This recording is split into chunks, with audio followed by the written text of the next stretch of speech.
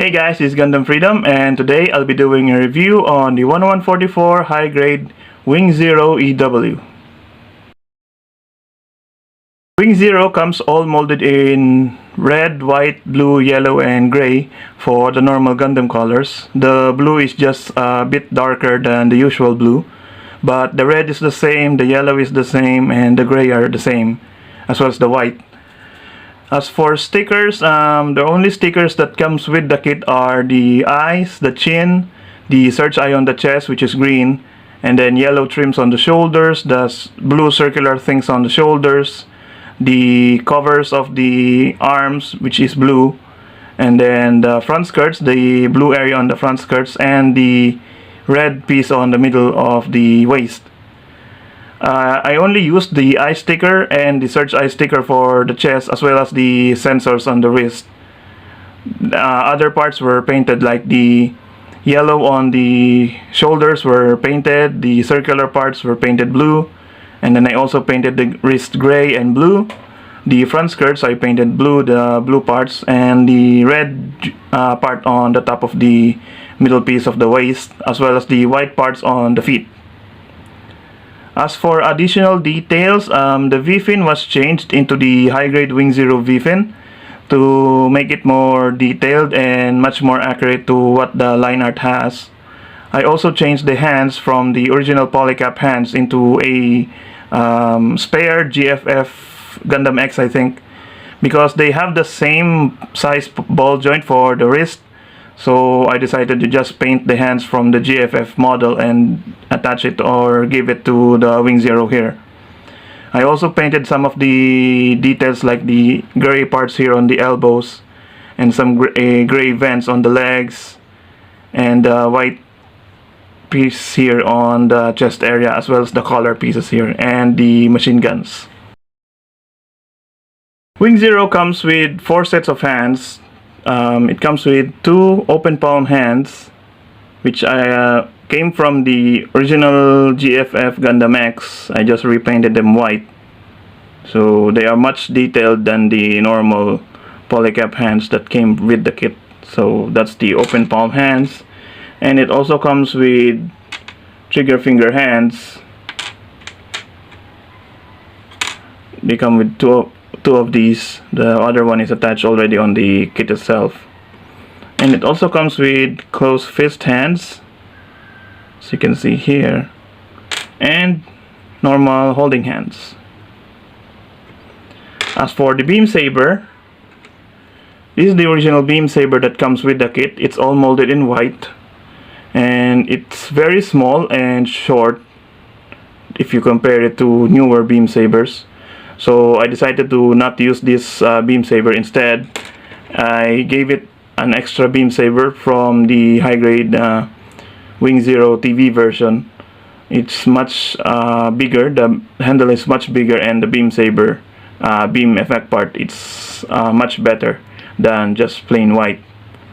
So to attach the beam effect, you can just plug it into the handle here, and to attach it onto the hand, I already attached the holding hand here on the wrist, and the beam saber can just slide onto the hand, no problem, just like so. The last accessory are the twin buster rifles. So they all come molded in gray, and they're very detailed even though they're an old kit. So yeah, they both have moving handles for, I think, storage or for when they are combined. And to combine them, there's slit or long pegs here, flat pegs on the sides of on the inside of the buster rifle, and then the other one has 2 slots here. What you do is just align the peg onto the slots here,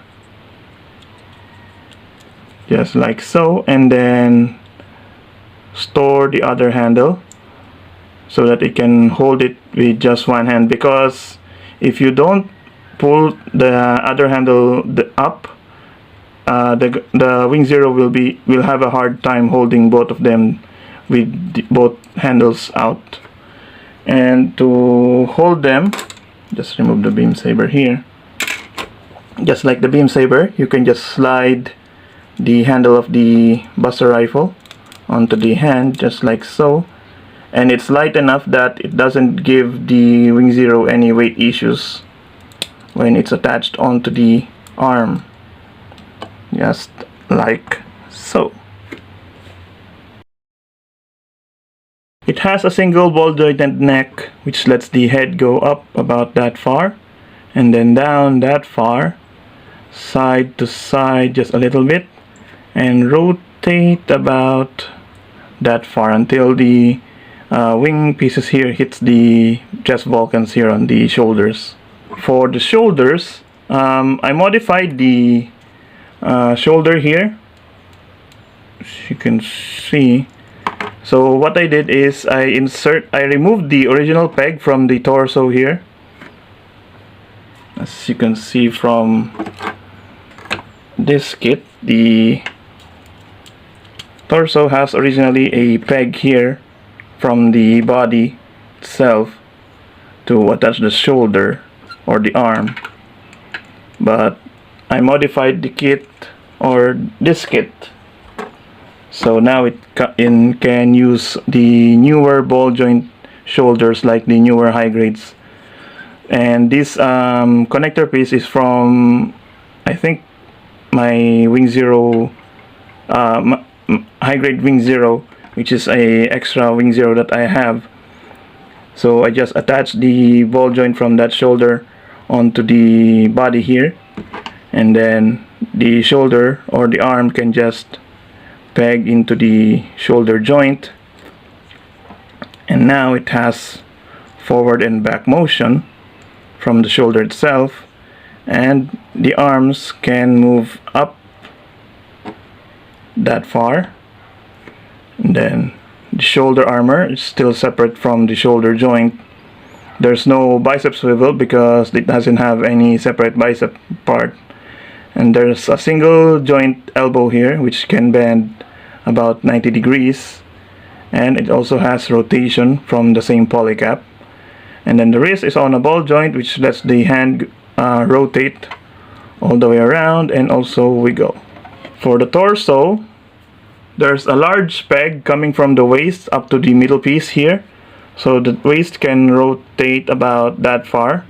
I also extended the torso a little bit by adding some plastic plates on the bottom here, because originally the waist is only or the lower torso is only until the red piece here, but I extended it so that it can be, the torso can be much longer and it will look much taller than it used to be.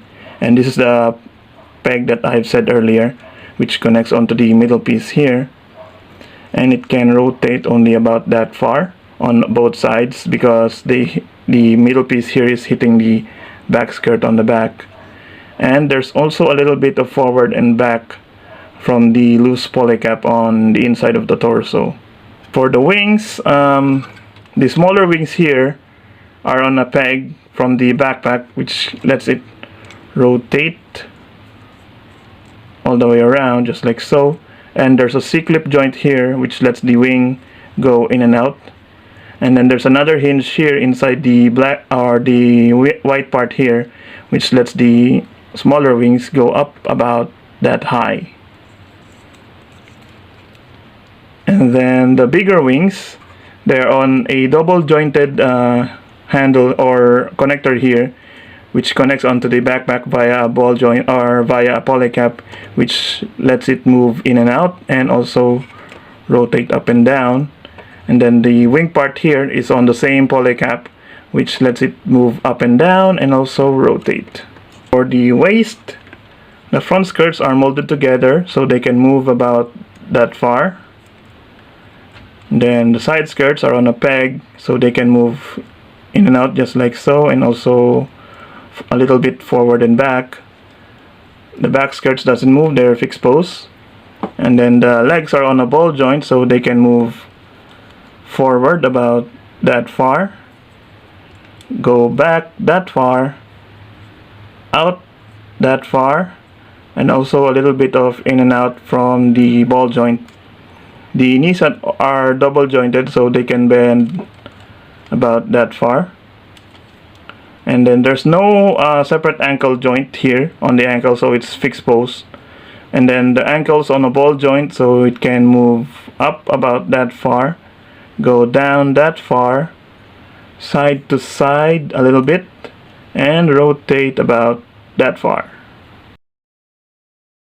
Here is Wing Zero EW next to the Wing Gundam EW version, and they have the same body frame, but the only difference are the weapons, the color scheme, and the wings. And then here is the EW version of the Wing Zero next to the TV version Wing Zero. And aside from color differences, the weapons are also different, wings, and overall the body is different, because this is a Katoki design while this is the Okawara design.